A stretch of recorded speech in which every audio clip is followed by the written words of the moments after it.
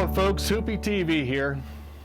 Got some footage from my South Dakota pheasant hunt I had this year. I went out last week. I know I got back this December 17th of 2019, so I went out about December 11th to the 17th, I'd say. It takes us 20 hours to get out there. So we left here, went through Indiana, Illinois, Wisconsin, Minnesota, and into South Dakota. Luckily, we didn't run into any bad weather. It started snowing on us about Minnesota, but nothing awful. Now, Chicago, otherwise known as Chirac, that was a good time. I don't care what time of the day you go through there, it's busy. Wall-to-wall traffic. There's subway. There's subway cars coming out of the middle of the highway, right up next to you. It's a whole different, it's a different environment for an Appalachian hoopy like myself. But anyway, made it through all that, and we arrived there about 20 hours later. When we arrived, it was about 11 or noon, 11 a.m. or noon. So we decided to get a quick day's hunt in after we got settled in and go out and check things out. Now, it was cold that day. It was about -5. The wind was just blowing hard, right? 20-mile-an-hour winds. And that half day, I learned a lot. Number one, I didn't dress properly that day. I needed more. Two, I learned about the birds. The birds were not holding tight. You'd think they're holding tight in the cold, but there wasn't a lot of cover, of natural cover like CRP, but there was a pile of corn.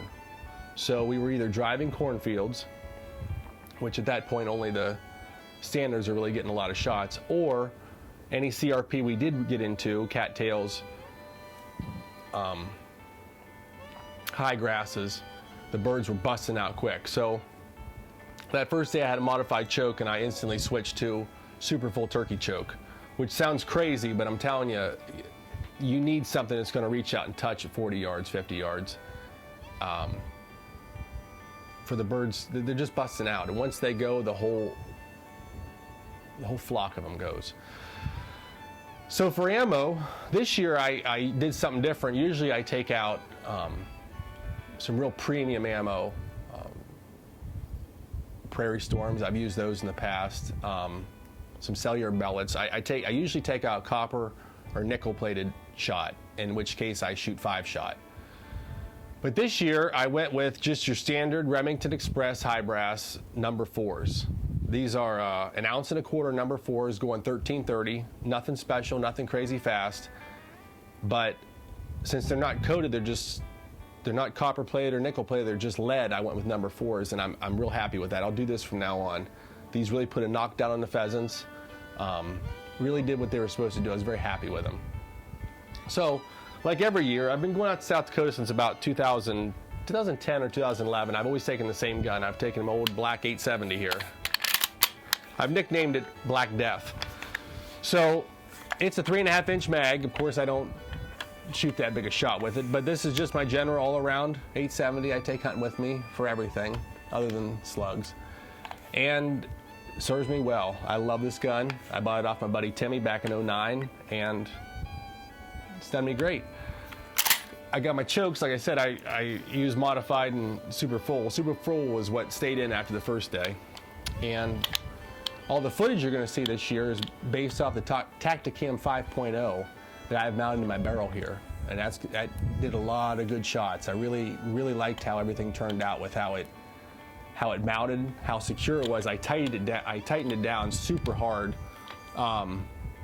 thinking all the recoil, and I didn't want to lose this thing in the middle of some cattails and never be able to find it. But I might have tightened it down too much when it comes to the barrel, because all in all, it didn't move.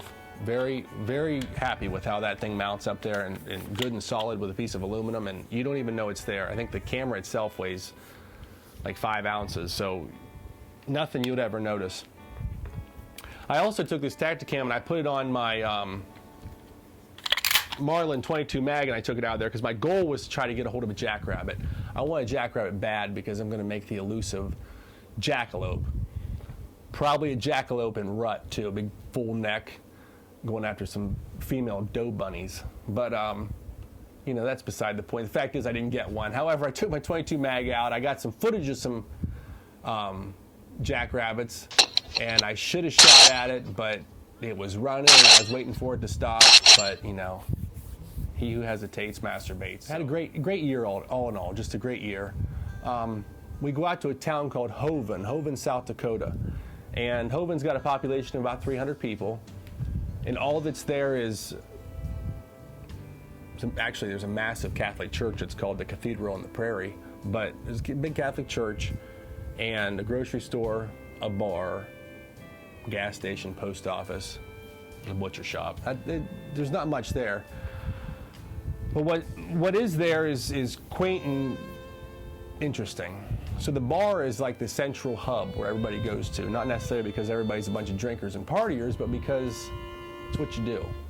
So every year, every time we go out there, there's always something. Every weekend they got something going on, and this year just happened to be the ugly sweater contest. Well, yours truly,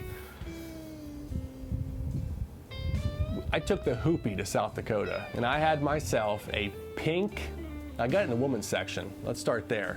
It's a pink, ugly sweater with a unicorn. Santa's riding the unicorn, and it's ridiculous. And it won. I ended up winning the Hoven, South Dakota Ugly Sweater Contest, which is amazing they'd let an outsider like this win. That just shows you how ridiculous it was. But first place got myself a bottle of booze, so I picked from the counter a bottle of Crown Royal, which I was able to bring home with me. Got everybody tearing it up, and I was happy about that. So this year we went out with 7 guys. There were 7 of us that went out there. My good friend Timmy, who I've went out with for years, he actually is a part owner in the home we go out there, and his fiance Savannah went with them, and Savannah's dad went with us. Now this was his first time out there, and you could just tell by the look in his eyes, it just how much he enjoyed the vast wonder of the plains and the fact there was wild birds. Because you know, here in Ohio we don't have wild birds. If you see a bird out, it's because it didn't get shot when it was released. So he just loved the vastness and the wild birds. And 2 other guys that went with us, their name was they're brothers, Pat and Mike. Pat and Mike, this is their 3rd year going out. They've gone out the past 2 years. They're a really good time. Their mainstay is, I'd say, rabbit hunters. They love rabbit hunting here in Ohio, and just shooting wild birds and seeing people who really enjoy the outdoors and really enjoy hunting get to see a place like this, like God's country. It's an eye-opener. It lets you know that there's a lot more world out there. You know, you get out and see it. So that's Hoven. Hoven's a great place, real quaint town, good people. We go out there, like I said, I've been going out since, I don't know, 10, 11. It's been some years I've been going out there, and my buddy Timmy, who's part owner in the house, he's been going out there since I think 2005. So in that time, you get to meet locals, you get to know people, and we know a lot of farmers out there, but we also, some people in town. There's a, well, just for happenstance, there's a couple. Their name's Terry, and by happenstance, Terry. There's a man and woman named Terry and Terry. So I call them man Terry and woman Terry. Woman Terry has a twin sister named Carrie, and Terry's daughter, Carrie, and Terry, they all own a restaurant together, and we always go to the restaurant and eat, and they bring us leftovers at night, leftover from the restaurant, and Terry, Terry works on one of the farms we hunt on, and these people just take care of us, and every time we're out there, treat us like we're at home, treat us like we're long lost family members, and it's really nice to have somewhere to go like that you feel so welcome. You don't feel like an outsider, you don't feel like a stranger. They're good people, and I'm hoping sometime they get to come out here to the Appalachians. So to have a group of people out there like that embrace us like family, and they don't treat us like we're outsiders. They treat us like we're long lost friends and family members they only get to see once a year. It's really nice. It's nice to go somewhere like that and have that. A lot of hunting trips I've gone on, of course you don't have that because you don't know where you're going, you don't know who's around, but that's very nice. And I'm hoping that at one time they get to come out here to Ohio and see see the Appalachians. I mean, these people here, you speak of woods and they don't know the vast Appalachian mountains and woods. To them, everything's just flat. You know, you go see a patch of trees of about 20 or 30 trees and they'll call it woods out there. So that's the experience I had in South Dakota this year. As always, I loved it. Great experience. Good time killing birds. A little harder killing birds this year just because of the amount of corn that was there, made it more difficult. And on top of it, they had such a rainy year this year that it hindered how many places we could actually hunt because it was now underwater. Just all in all, just a great year. Cold, good year. So folks, this is Hoopy TV. Go ahead and like and subscribe. Give me some comments. Tell me what you want to see. If you like the video, what I could do to improve it. And have a good one. See ya.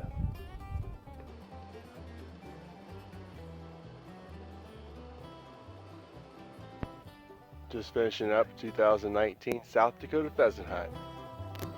Just tearing it up out here.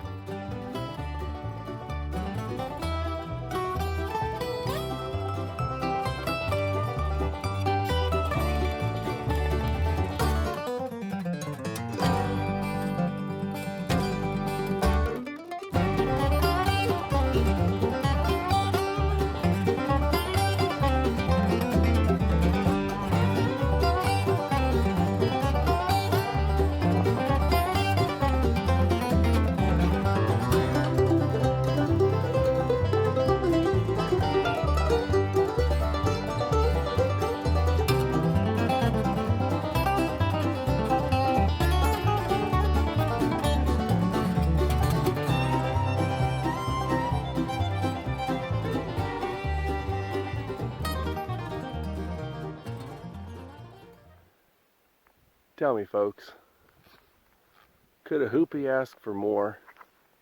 South Dakota, prairie, and a sunset like that. South Dakota Pheasant Hunt 2019, coming to a draw.